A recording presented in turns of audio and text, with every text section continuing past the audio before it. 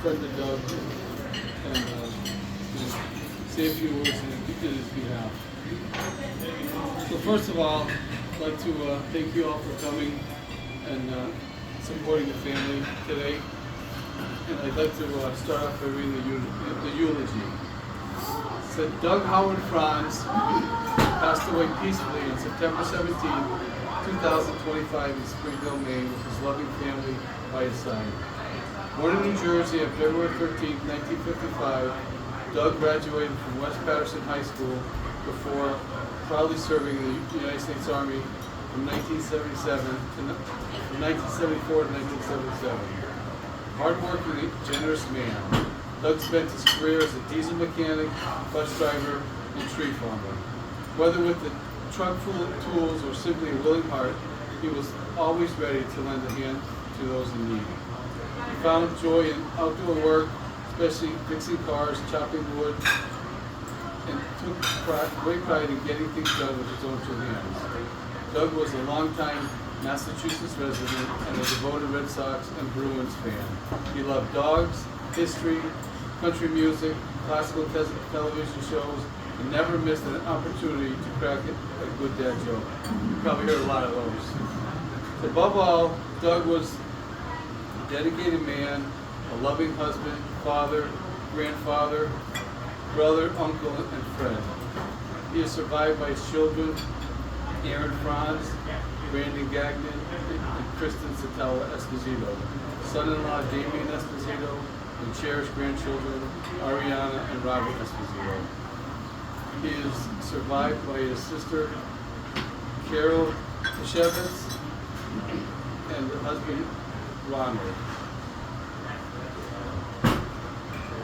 Christine Lacis, sister-in-law Roxanne Sachs, brother-in-law Scott Satella, sister-in-law Francine Savella, and many beloved nieces and nephews and extended family. Doug was predeceased by his beloved wife of 20 years, Gail Frantz Satella, his brothers Bob Stavella and Jimmy McNeilis, and his mother Anna McNeilis. When I think of Doug, I think of a scripture that's in the book of Ecclesiastes, chapter 7, and verse 1 and 2. And there it says, a good name is better than good oil, and the day of death is better than the day of birth. Better to go to the house of mourning than to the house of feasting, for that is the end of every man, and the living should take it to heart. So that's kind of interesting scripture. It talks about the day of death is better than the day of birth. We all know that when you're born, it's a joyous time, but when you die, it's a sorrowful time. But I'm saying that because at the end of your life, it's like a written book. It shows you what kind of person you were, the things you were able to do, accomplishments, how you touch people's lives, things like that.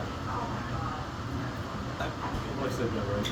At death, that's what you do. So it takes a long time to establish that.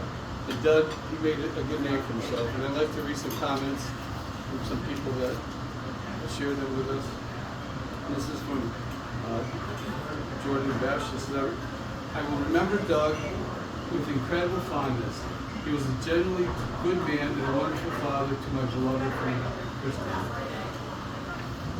And this is Katie Jordan. Doug was one of a kind. He brought so much laughter to our family. He was a great uncle who could brighten anyone's days. He was an amazing poppy, as well to my niece Emma, setting such a good example for her of a good man. And Patricia Esposito, rest in peace, my dear funny friend. Thank you for your life, for your love, mentorship, and support as the second dad to my son Damien. You came into his life at a time when he so needed a father, having lost his own. You filled a great void in all of our lives. And Emma brings out, I love you, Poppy. I'm more than heartbroken that you were gone and never got a chance to say goodbye. I will always remember being on your shoulders and going to work with you, especially those walks in the park with the dogs. And sister-in-law Roxanne said that Doug was sort of a quiet person. He liked to help people, but he didn't like the limelight. He was on the sideline. But whether it be an oil change for a car or to fix something at the house, he always had his eyes open for an opportunity to help out. And Kristen, she said, he was quiet, steady, reliable. He would tell some jokes, and you didn't know how to take it at times. She said the first time that she met him, she thought he was scary. She thought, who is this guy? But once you got to know him, you got to love him. Said he loved the baseball so much that him and Gail on their honeymoon, they went to Cooperstown, New Jersey for the Hall of Fame, for the baseball Hall of Fame. He said he was always doing something in the house. And the son-in-law David said that he liked spending time with Doug, watching sports on TV, and spending time at hockey games and baseball games, and spending time fixing cars. I have to attest to that, I agree that Doug always looked for an opportunity to help out. He helped me out many times when my snowblower broke. He let me borrow his, so we worked on it. I can remember going to their house and watching some kind of sports game on TV, and Gail would be in her recliner, Doug would be in his recliner. I'd be on the big couch with Dakota and Buddy on my side. I had the privilege to be able to stay in their house while they went up to Roxanne's and help out in that way. We would always want to give back to them because they were always giving to others. So another thing that Doug enjoyed learning was Bible truth. And I had the privilege, like I said, to study with him and share those truths with him. And one of the things that he learns is what happens when we die. There's a scripture at Ecclesiastes 9, 5, and 10. I can open my phone. 9, 5, and 10. And there it brings out.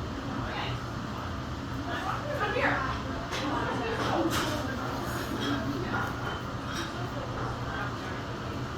For the living know that they will die, but the dead know nothing at all.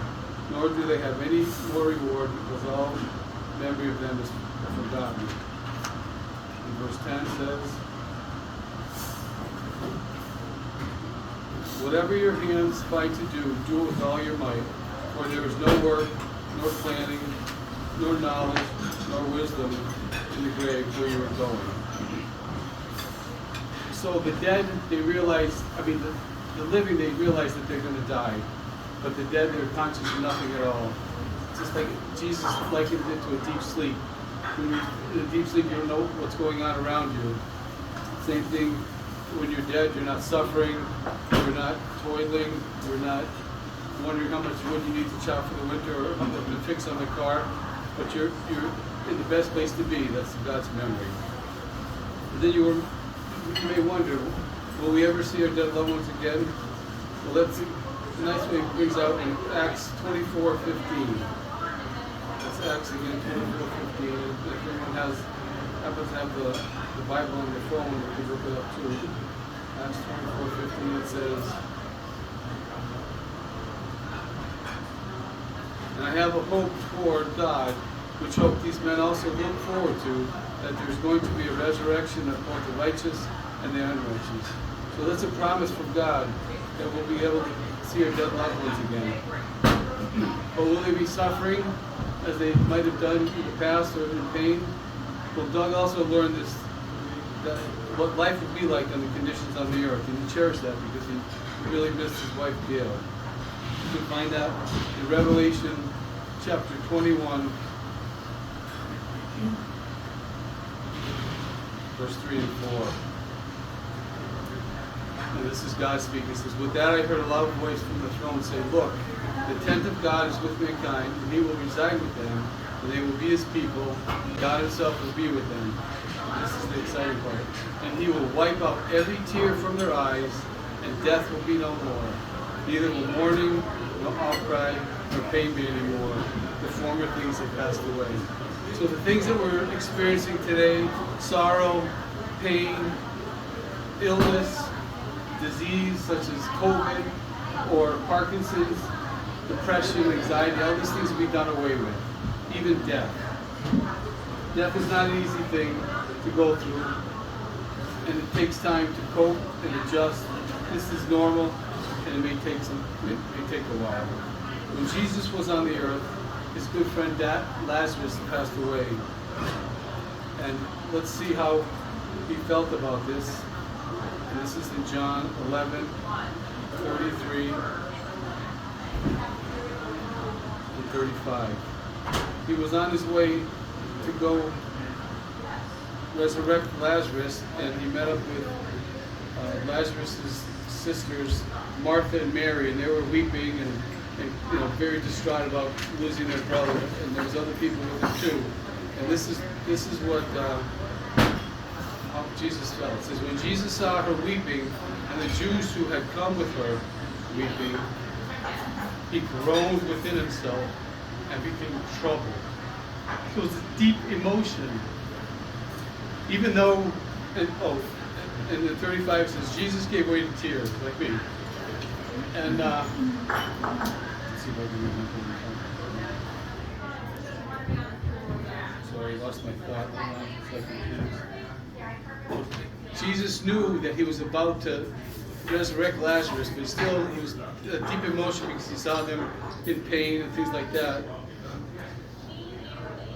So let us at this time take time to comfort each other, especially the family at the time of loss.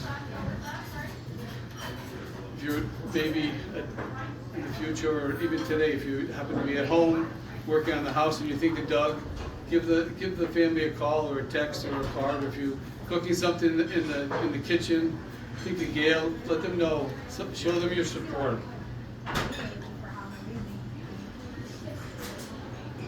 So how can we benefit from being here today? At a funeral, you realize how fragile and how uncertain life can be. At the beginning, we talked about Doug and the name that he made for himself, and he made a good name. So we might want to reflect on what kind of name we're making with our family or friends, especially with God. But also reflect on the promise of the resurrection. Make that real to you. The last scripture I'd like to share with you is at Job, chapter 14, verse 14 and 15. And there it says, if a man dies, can he live again? I will wait all the days of my compulsory service until my relief comes. You will call, and I will answer you. You will long for the work of your hands. So until that day that God brings our dead loved ones back to life and reunited with us, let's continue to remind ourselves of the promise that God gave of the resurrection, and also continue to give emotional support to the family and friends who have lost loved ones, and to continue to prayerfully look to God for support to cope and endure these things until that day comes. Thank you. Thanks.